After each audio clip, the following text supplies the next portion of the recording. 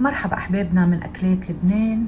اليوم بدنا نعمل وصفة سهلة جدا تتحضر بالبيت، وهي شغلة أساسية تكون بالبيت عنا، وضروري نعرف بعض الشغلات اللي بنشتريها جاهزة كيف تتحضر من أبسط مكونات، وبنحصل على شغلات بجودة عالية جدا وبنعرف حالنا شو عم ناكل. لكن تابعوني أحبابي، خلينا نشوف كيف منحضر هيدي الوصفة سوا. أول شي لتحضير وصفتنا أنا استعملت الأكواب العالمية. عندي كوب من السمسم اللي بدون تحميص وكوب من الطحين. هلأ رح حطهم بمقلة.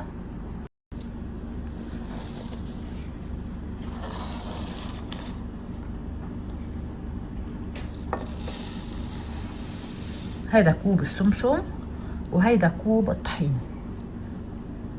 هلأ بدي حطهم على نار هادية وحمصهم. حطيتهم على أهدى نار وبدي بلش قلب فيهم لحمصهم وتطلع ريحة السمسم مع الطحين. منضلنا منقلب فيهم وما بنترك التحريك، وبدها تطلع ريحة كتير حلوة. السمسم بس يتقلى مع الطحين تطلع ريحته كتير حلوة وبدون أي إضافات، بس طحين وسمسم. بس حبيت أعطي هيدي الملاحظة أحبابنا، أنا عم بشتغل على سخان كهربائي، يعني كعب المقلة كلياته معرض للنار، وحبيت السمسم والطحين كله عم يتعرض للنار. إذا بدنا نشتغل على عين صغيرة بدنا ننتبه، بدها تصير تاخد عنا وقت أكتر بالتحميص، يعني بتكون الحرارة بس عم تتعرض لقسم صغير للطحين والسمسم.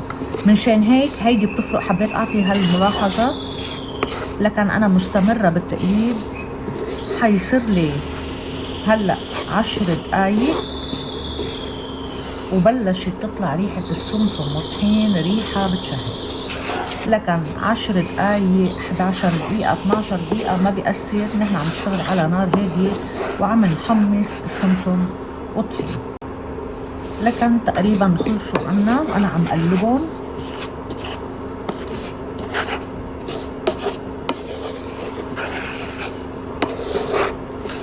هلأ رح طفي النار عليهم وحطهم على جنب ليبردوا.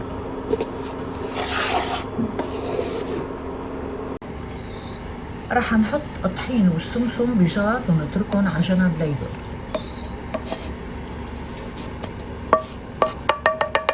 بمقلة تاني مثل ما لنا شايفين أصغر رح حط كوب من الفستق السوداني، هو ذاته الكوب اللي عيارت فيه.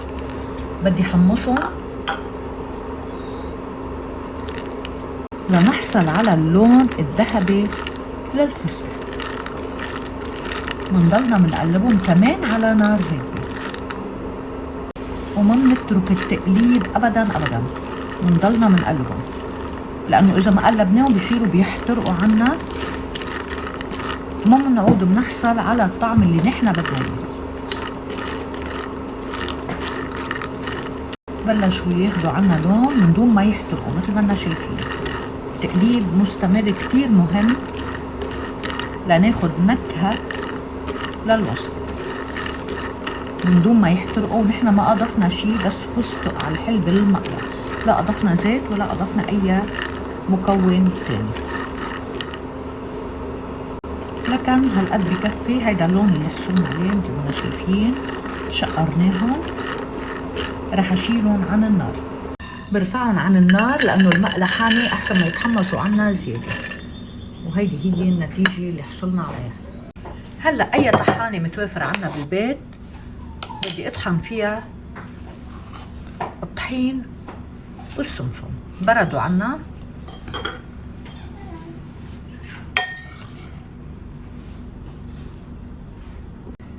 وهي حطيتهم بالطحانة، بدنا نطحنهم لينطحنوا كتير منيح.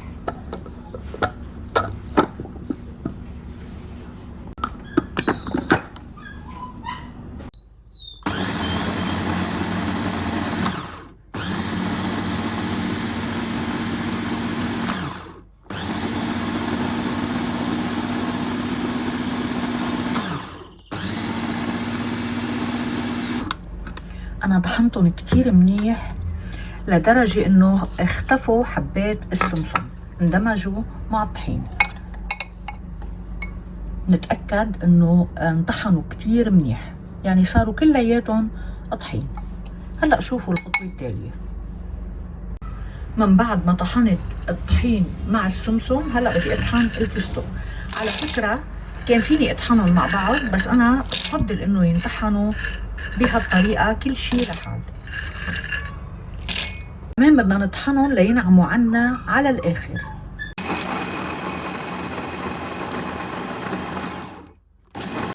وهي طحنا الفستق نعمناهن على الاخر مثل ما لنا شايفين. لكن انا طحنت السمسم والطحين، عندي خلاط. بالاكواب اللي استعملتها بتعيير السمسم والطحين حاستعمل لتعيير الزيت النباتي. اي زيت نباتي عندكم اياه بدي احط كوب ونص من الاكواب العالمية. هيدا اول كوب وهيدا النص كوب. وهلأ حضيف الخليط اللي طحنته فوق الخلاط فوق الزيت.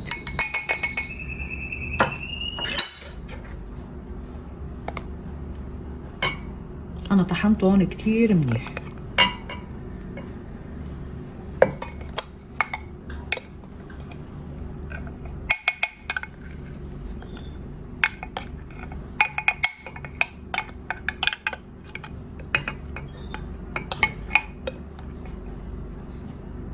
الفستق كمان اللي طحناه حنضيفهم فوق الخليط الاولاني، الطحين والسمسم كمان بالخلاط. وهلا بدنا نكفي خفقهم بالخلاط.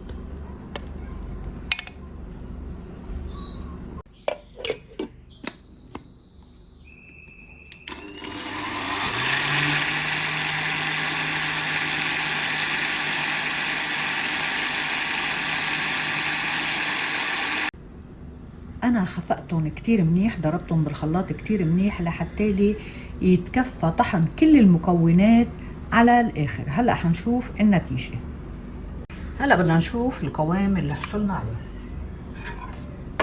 هيدا القوام اللي حصلنا عليه، قوام كتير ممتاز. طحيني بطعم الفستق المحمص كتير طيبة. شايفين؟ هلا بدي احطها بمرطبين لاشوف القوام تاعها مزبوط. نحتفظ فيهم بمرطبين جافة اكيد. ما شاء الله ملا قوام مثل ما لنا شايفين. لنشوف قد ايه حيطلعوا عنا.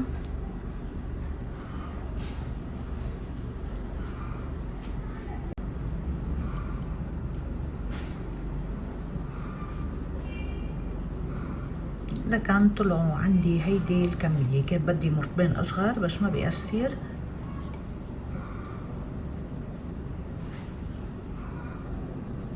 لكن حطيناهم بالمرطبين. هلا بدنا نغطي المرطبين اللي عنا، ما بحاجة لبراد على فكرة لانه فيهم زيت.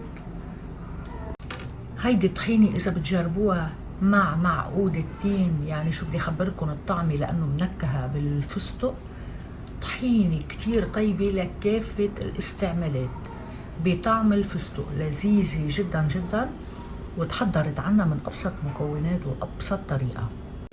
وبدي اقول لكم شغله واذكر لكم اياها، اذا بدكم تسالوني اذا وفرنا، اكيد وفرنا، اوفر بكتير من الجاهزه. الطحينه كتير غاليه، بس في حال اذا كنا تكلفنا عليها بالبيت بنفس سعر الجاهز، نحن الكسبانين لانه نحن عارفين اي مواد حطيناها واضفناها لحتى ناكلها. هن بيغشوا، ما معروف شو بيضيفوا، يعني نحن ما بنعرف هن وعم بيحضروها شو بيضيفوا اضافات.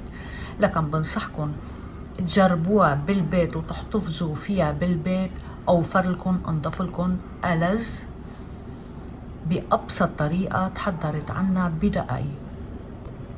لكن بتمنى على الكل يجرب الطحينة بهالطريقة هيدي أحبابنا.